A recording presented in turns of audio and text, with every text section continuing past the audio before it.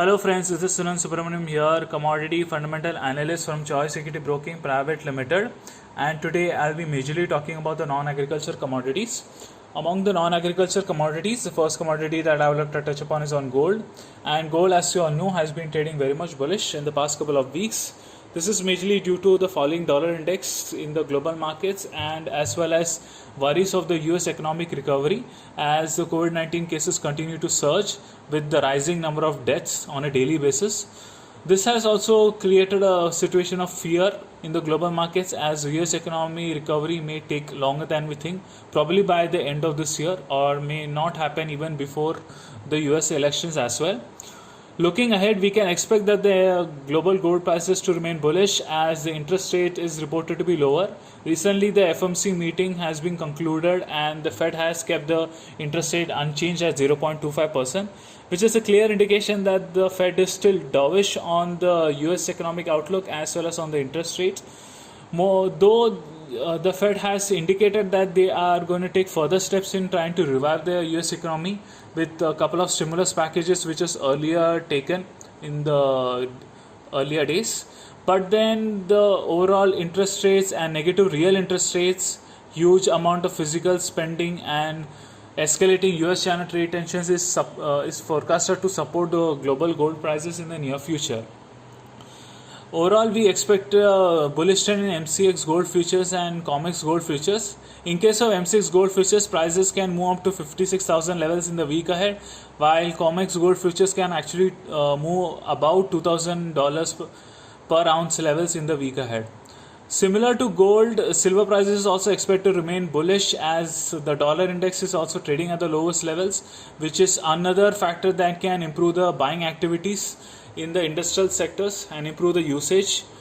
Moreover, there is also increased buying activities for the ETF investments as the gold silver ratio is also declining on a daily basis, which is a clear indication that the silver prices being cheaper than gold is an invitation for higher buying for silver as compared to gold.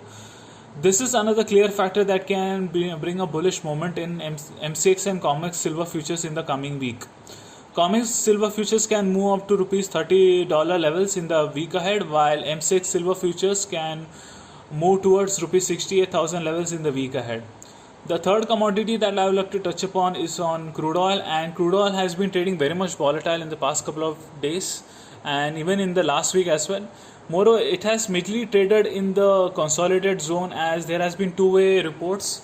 One is the supply cuts, which was earlier in the month of July, that had supported the prices, but then the demand has not shown any major recovery, which is also capping the global crude prices from the higher levels. Looking ahead, we can expect that the MCX and global crude prices to remain bullish as the American stock price and US crude inventory has been reported to be significantly lower on a weekly basis. Moreover, falling US dollar can also improve the buying of crude in the global markets, especially from China. China is still continuing to buy a good amount of crude oil, especially from Iraq and Iran, which is another factor that can keep the crude prices supported. However, Saudi Arabia has recently released the news that they are likely to release the supplies which they had proposed cuts in the last month. Last month they had proposed a cuts of approx 9.7 million barrels, including the OPEC members as well as the non-OPEC member countries such as Russia. But then from the month of August, they are expecting that the demand will recover, and they have decided to bring down the supply cuts from 9.7 million barrels to 7.7 million barrels.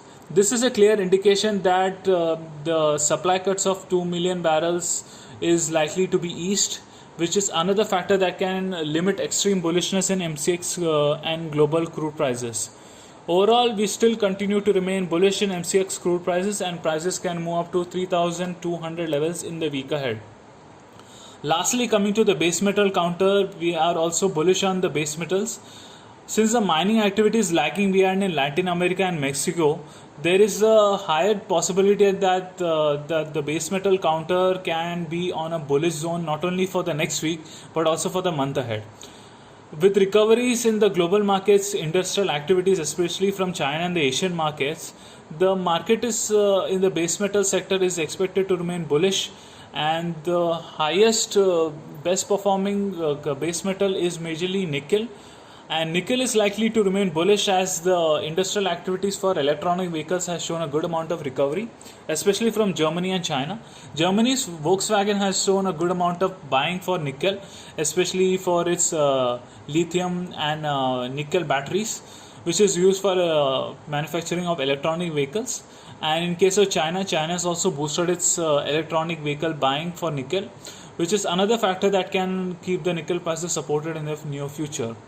Overall, I'm expecting a bullish trend in M6 nickel futures, and prices can move up to 1086 levels in the week ahead.